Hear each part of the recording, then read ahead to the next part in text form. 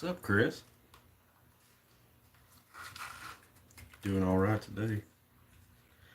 Just stitching up some holsters, and I figured I'd just go live while I'm stitching.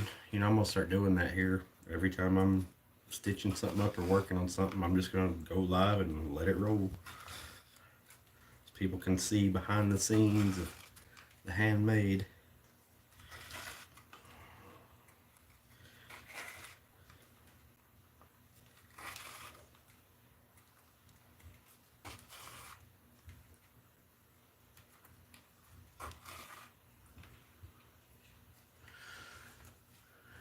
Kayak trip, sweet.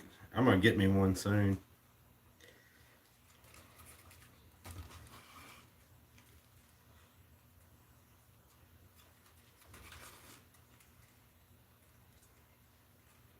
Did y'all go real far?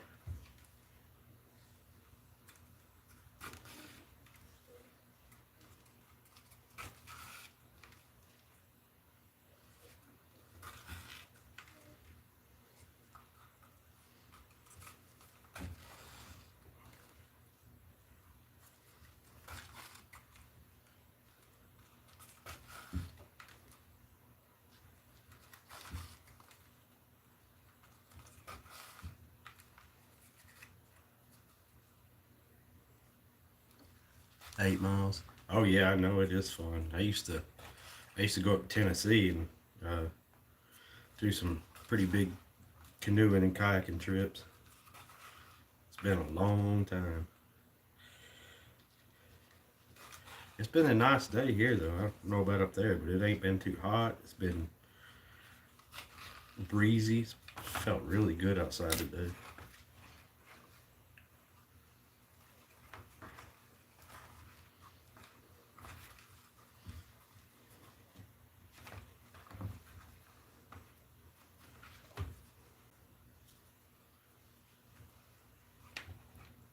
Name a car for an edit. I have no idea what you're talking about.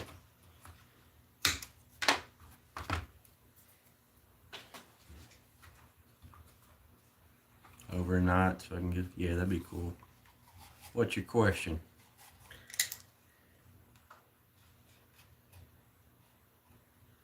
There's a river here. I want to do something like that. There's actually land for sale on the river. It's only a couple acres, but it'd be cool to, and you can only access it by the river, but it'd be cool to have it and be able to canoe to it and then camp there overnight.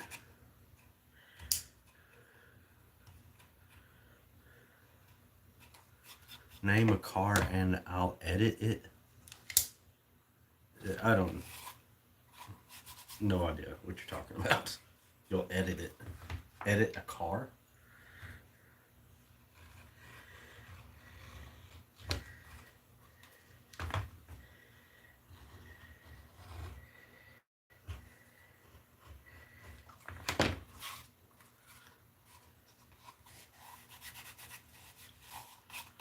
Get the edges. Usually on these holsters, I'll leave the edges raw, just because it looks good on this leather.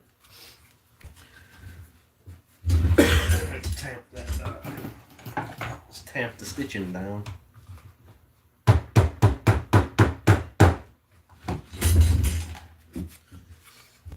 It's for it's a cross draw holster for a heritage barkeep.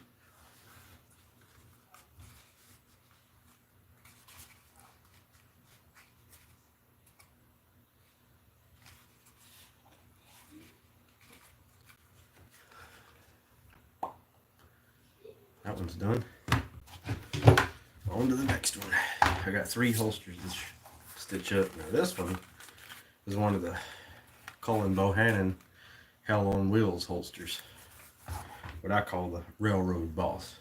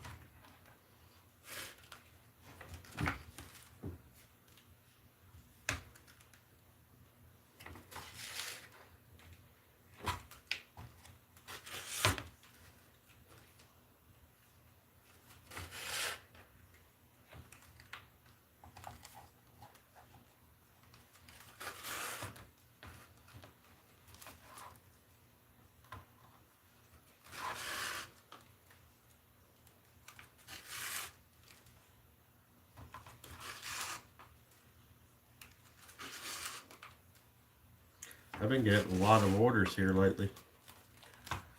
Sub to the channel? Thanks, man. I appreciate it. If you want, head over to modernfrontiersman.com, and that's where you can see my website and all my work.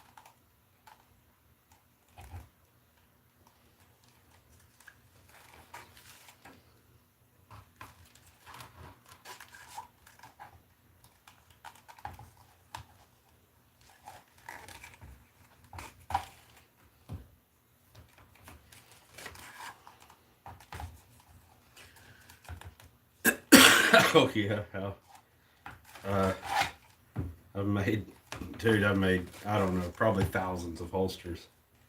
I've made hundreds of these alone.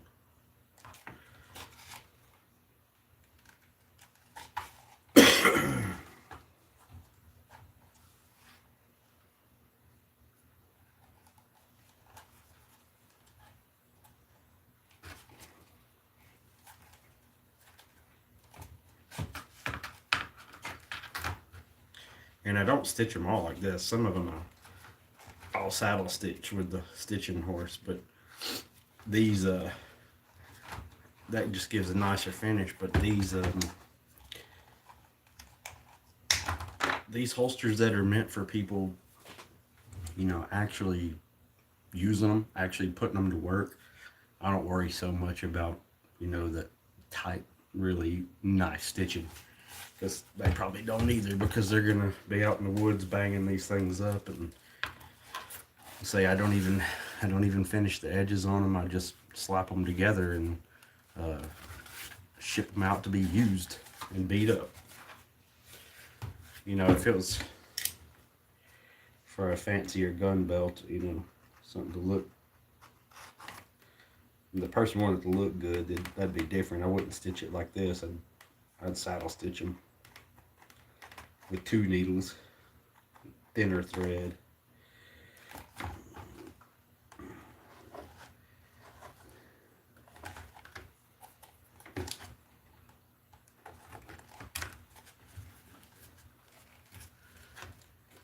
Yeah. And really, like, really, beveling and burnishing the edges, it, you know, that's not really, some people say you have to do it, of course. Everybody's so procedural.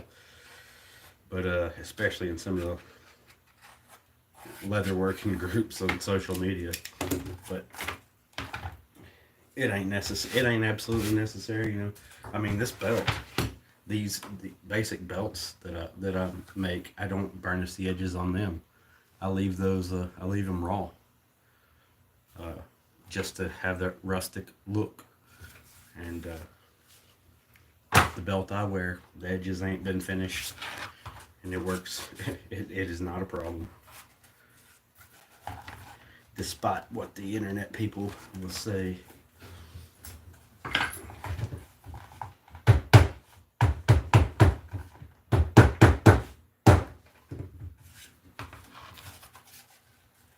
It's just like guns or knives that I love a good worn-in piece of kit. Yeah.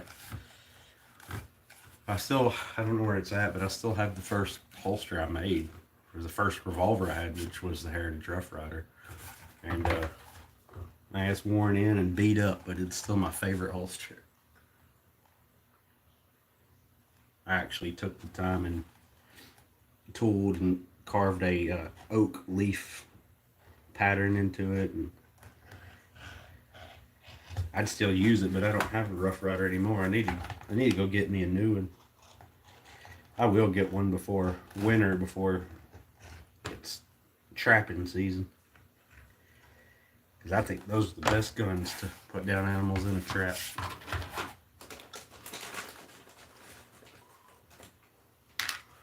Now, since I trimmed and made the edges flush, I am gonna have to re-dye the edges, but that's no big deal. Wait, trying to find the dye.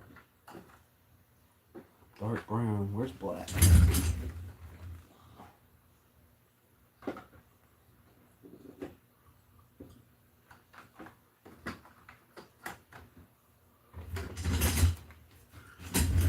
Well, can't find the black dye.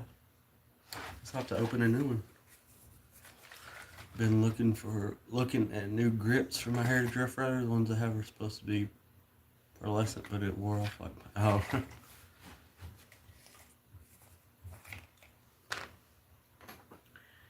I want to get one of those Heritage. I really want to get one of the bar keeps, the little 2.5-inch barrel ones. Those are so cool with the bird's head grip.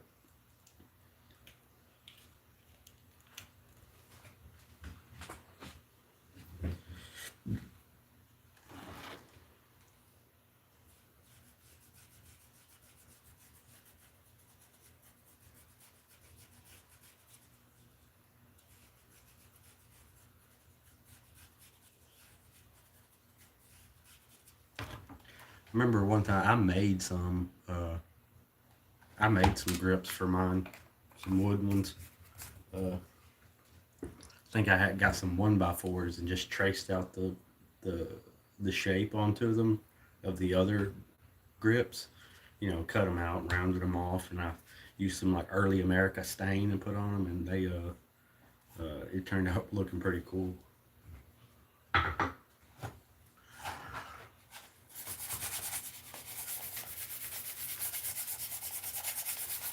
Buff it up real quick.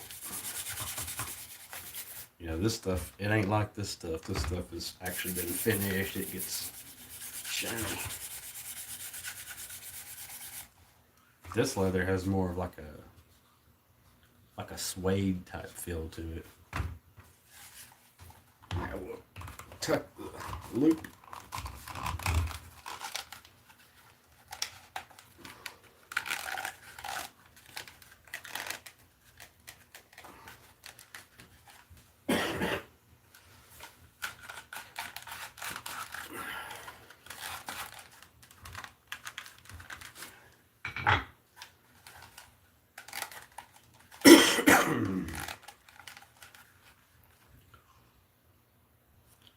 One of those done. It's the railroad boss, Cullen Bohannon Hell on Wheels rig. And another one. I gotta do the belt for that one. That one's for a full rig, and then this one's the holster by itself. So I sell just the holster, and then I also sell the full rig as well. And the whole rig got these 2-inch brass buckles on, 2-inch wide belt to match what was in the show.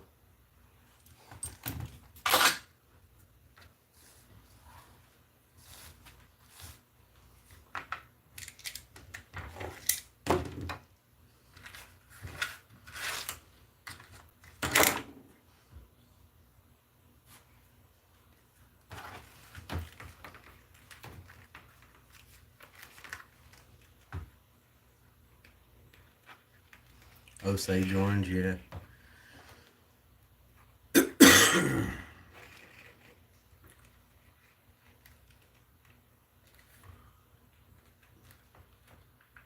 I think my uncle made a bow out of Osage orange recently.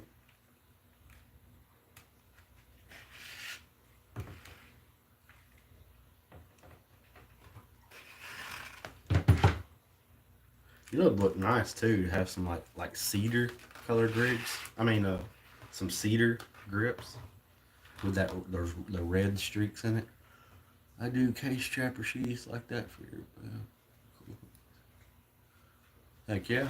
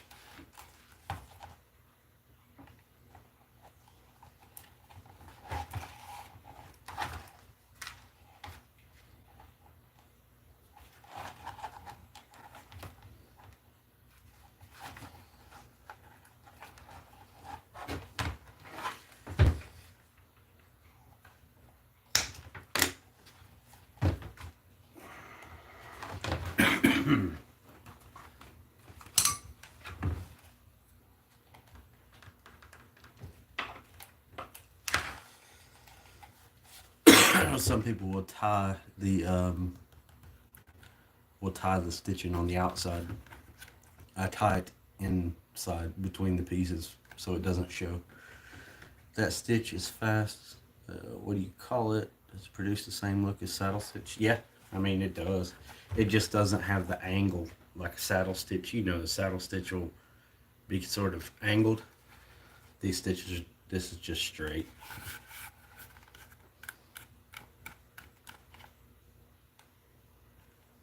So it's the only difference. Some things I'll saddle stitch. I mean, here's one that's, you know, tight. You can see probably better, but it's just straight, not angled. Doing it that way. I know, like the saddle stitch is saddle stitch is you know, more of an English thing, and then the straight stitch like this is more of an American, you know, frontier type thing. But I do saddle stitch smaller items, or like I said earlier, holsters, holsters that I want to look nicer. Like you see, like this one's actually saddle stitched with thinner leather. This 1911 holster. See, the stitching is really tight. You know, I use that thinner thread, and I like to use nice needles as well. Like I use the what do you call them? I can't remember the name of the company. John James something. I don't know, but yeah, I use their tools, and I mean their uh, needles, because they're strong. They're nice. Uh, and I buy dang it, I can't remember the name of the. It's been so long since I've had to buy any tools. I can't remember. I also bought I some. What I'm saying is I buy some pretty high. I've got some really high end leatherworking tools. I've even got some of my tools like this is stamped 1908.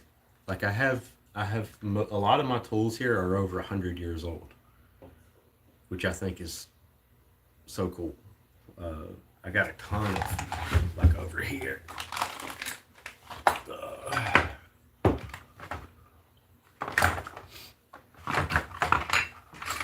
Here's a stitching wheel, also 1908.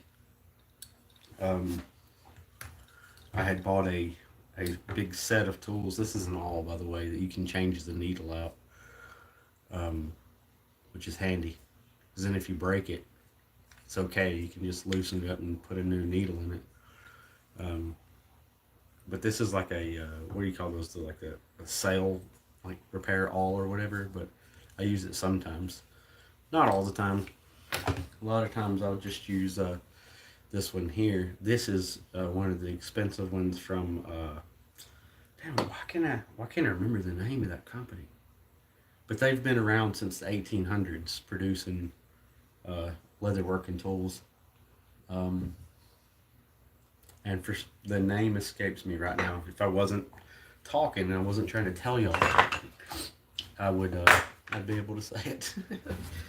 But yeah, but as far as the saddle stitch goes, I do the saddle stitch on smaller items or things that I want to look very crisp, like this 1911 holster. Which, by the way, if anybody wants this 1911 holster, it's the only one I have. This was a one-off one. You can buy it. It's on my website, modernfrontiersman.com.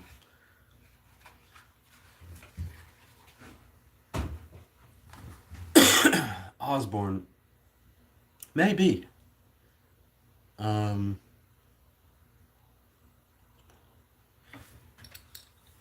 That may be it. I was thinking it was called something else, but that might be correct.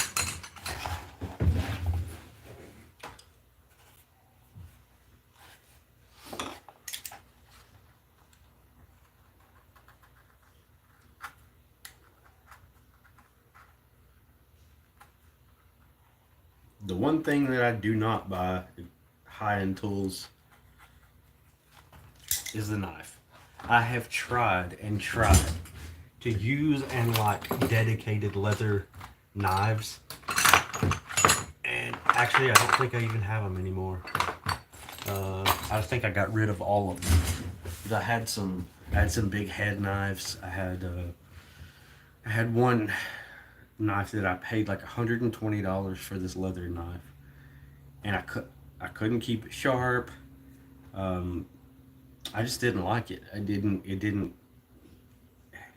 I just realized that the box blade is the best thing, and you don't got to sharpen it. Just switch the blades out. It's quick and easy. I mean, so I don't worry about expensive knives and stuff, because they just don't. They just don't work for me, and that may be just because I'm not good at getting them sharp enough or whatever. But I, I'd have to, make multiple passes through the leather, and I was like, man, I'm just going back to my like $2 box knife, and then I buy a pack of like 50 blades, and it lasts me for months. Edge tool, I've got this one, which I'm about to use actually. Are you? Is this what you're talking about? Are you talking about the edge beveler, or are you talking about a burnisher?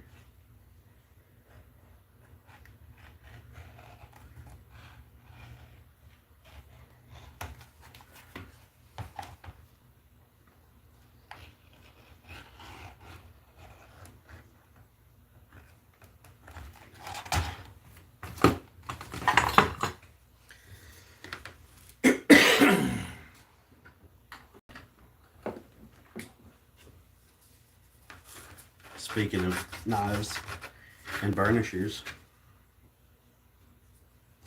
I need to polish this one up.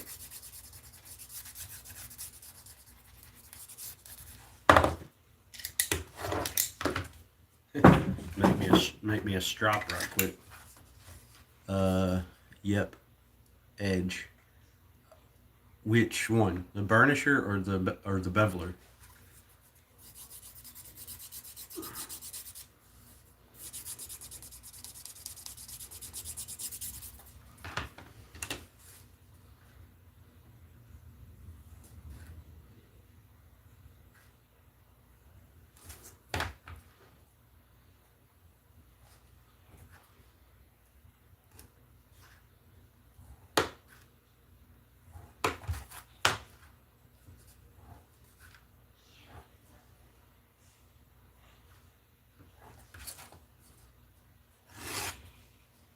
It's better. It's polished. The beveler. This is actually. Dang. I think this is actually just this is a craft tool one from Tandy, I believe. Um, and I don't know. Like I said, I haven't bought tools in years, but I'm pretty sure that this is. Wait, I think it is Osborne. CS Osborne. That's the company, isn't it? I think this is Stitch and Groover. These handles look the same, so I'm thinking these came from the same place, wherever I got them from. But I'm pretty sure that this beveler is a craft tool one just from Tandy. Um, or it may not be a craft tool one, but I got it from Tandy for sure, I think.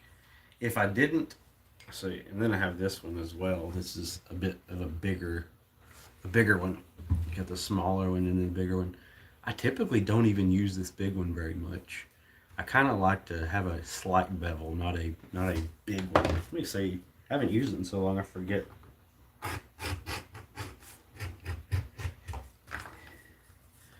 Yeah, I don't know. You probably can't tell the difference, but there's the large beveler and then there's the small beveler. I kind of like just using this small one on everything. just a slight bevel. And it seems like this one's easier to keep sharp too. But yeah, I'm pretty sure this came from Tandy. And Tandy's improved. Like their tools and stuff have gotten really a lot better, I think, over the years. But I can tell you that really the only places I have leather tools from is, and the only brands is C.S. Osborne and Tandy when it comes to tools. But then I use the John James needles, which they're kind of expensive needles, but let's see, maybe that. Oh yeah, much better.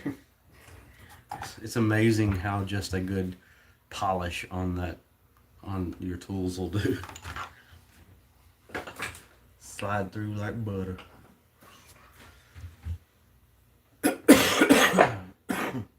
And for those that don't know, to do that, just use a stick of Jeweler's Rouge.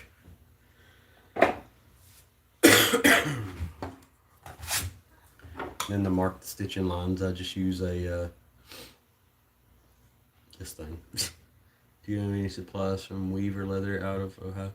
I don't have any. Yeah, I mean, I bought leather from them. I've never bought any tools from them, but I do have leather from them. Sometimes I get like leather that I can't get from Tandy, and they have. Like they have English bridle leather, but Tandy usually does not. I like English leather a lot. Right now, everything I'm doing is from only from North American hides. But to be honest, people, it's like like I think, and people want everything to be sourced from America. Americans be like that.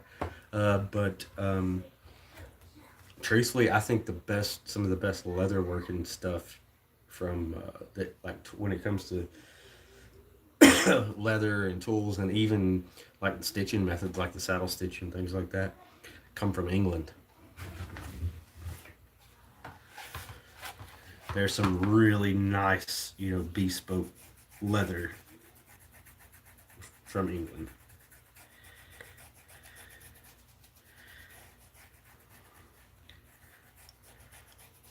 Some of the best, on here on YouTube, like Armitage leather. Some of the best leather working tutorials and stuff I've seen were English, not American.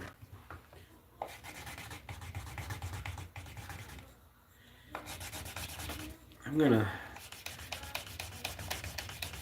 burnish the edges on this one just because this leather looks a little rough. I'm not gonna give it a full-fledged burnish, but just kind of slick that down a little bit. Tamp this down.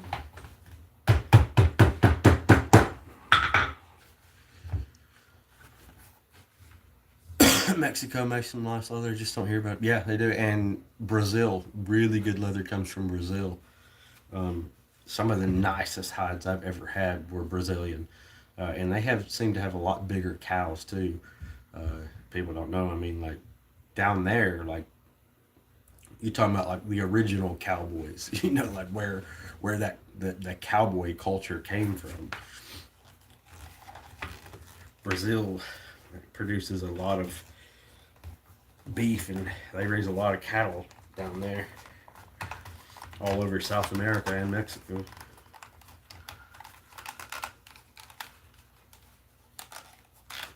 But I know, like, there's a big company that sells I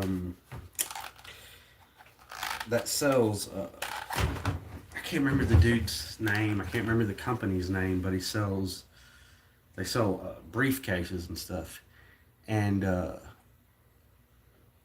they it's all made in Mexico and comes from Mexico, because I think he like actually found these poor, like really dirt poor leather workers in Mexico who were selling stuff, which to be honest, I kind of question.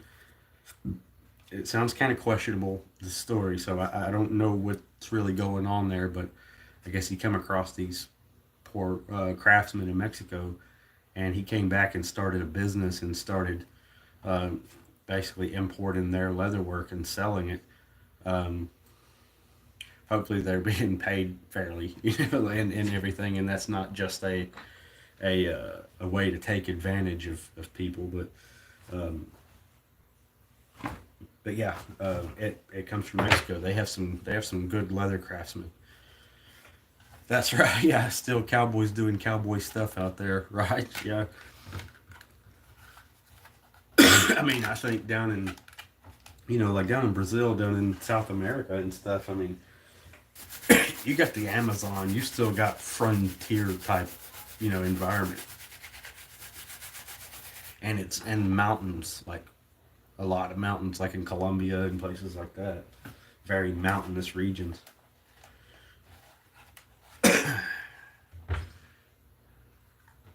Another one done. So that's two of these bad boys. For those that don't know, these are called Mexican loop holsters. Once again, a nod to Mexico, because that's where the design came from. Uh, Two Mexican loop holsters and one cross draw heritage barkeep holster. And this is from water buffalo leather. And now most water buffalo leather comes from like Southeast Asia, or say Pakistan, or China or India, where water buffalo were raised, of course. Like, you're not going to find American water buffalo hides. But I've been looking at some suppliers that sell this stuff in Pakistan, um, at some tanneries, and I've been looking at contacting to get water buffalo straight from the tanneries in Pakistan. This is really good. Like, people think like of Pakistani and Indian stuff just being cheap or whatever, but this water buffalo leather, and they're tanned the way they're tanning this leather, it's really nice. It's got a really tight grain on it. It feels really good. It smells kind of weird. It still smells like leather, but the water buffalo has a more musty, like almost like a gamey type of smell. The water buffalo smells different than your average tan cowhide, but still nice. But there's that. And there's these. Say, I just got to do the belt, slap that belt on one of these with the buckle, and then these will be headed out to their new homes. I don't know where these are going. I have to look. I sell a lot of leather work. A lot of my work goes out west, um, and in the South, of course. A lot to here in Alabama and Tennessee, and then say in first place will be out west. I send a lot of stuff like Arizona, Texas, which is, and people say, well, that's crazy. You'd think they'd have a lot of leather workers out there. Well, I don't know. I mean, I think maybe the frontier spirit ain't as alive and well out there as people think. I don't know, but that was the case even in the 1800s. Like, I could give history lessons on everything to do with leatherwork. Uh, Saddleback Leather Company, yeah. Um, is that the company I was talking about that makes the? No, that's not. That's a different company that does the briefcases from Mexico. Um, but I could do a history lesson on everything to do with leatherwork, because over the years I've been curious. Like, well, how did this start? Where did this come from? And this and this and that. People don't know that a lot of the leatherwork that was out west during the 1800s was not made out there, because all the craftsmen were back east, either on the East Coast or like here in the South. But a lot of the holsters and the gun belts that were going out west were made here, not out there, because there wasn't the infrastructure set up and everything, uh, until people got set up and started setting up leather shops and blacksmith shops and all that, and people were just chopping holsters out of old saddles that were worn out and things like that. But until those craftsmen got established, a lot of the work was coming from the South and from the East Coast. that was going out west to supply these frontiersmen and cowboys and people that were going out there. Yeah, yeah, store. Yeah, about the Mexican leather workers. Yeah, I think that is them Saddleback. Say, I say I don't want to accuse them of nothing, but the story sounded kind of suspect. Like, it's like it almost sounds like the people are just being used. Like, but I don't know what they're paying them. I don't know. I'm just saying it sounded kind of, and it could be a great thing for those people. I think that's the story that it allowed them to make more money and things like that. but um, but yeah, uh, I've heard that stuff is pretty good. But hey guys, I'm about to head off of here. I'm done with my work. I'm gonna print shipping labels to get this stuff shipped out. Oh, I was gonna say, and I'd say in third places places I ship would be Europe. I send a lot. Oh, and Australia. I send a lot to Germany, and I send a lot to Australia. Those are the main places. Here in the South, number one. Number two, out west. Then probably Germany. Then probably Australia. After that, those are the places in the world that order the most leatherwork from me. I've sent a lot of holsters to Australia, especially single action revolver holsters.